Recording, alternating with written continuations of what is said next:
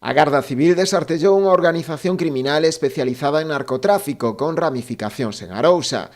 Entre os 8 detidos nas provincias da Coruña, Pontevedra e Madrid figura un veciño de Cambados. A operación denominada Marrais iniciouse tras detectar a Garda Civil unha rede de distribución de estupefacientes con base en Vilanova de Arousa. No transcurso da investigación, o equipo de delincuencia organizada e antidroga corroborou a capacidade deste grupo criminal para distribuir este tipo de sustancias a nivel nacional e mesmo internacional, utilizando vehículos e remolques dotados de habitáculos ocultos.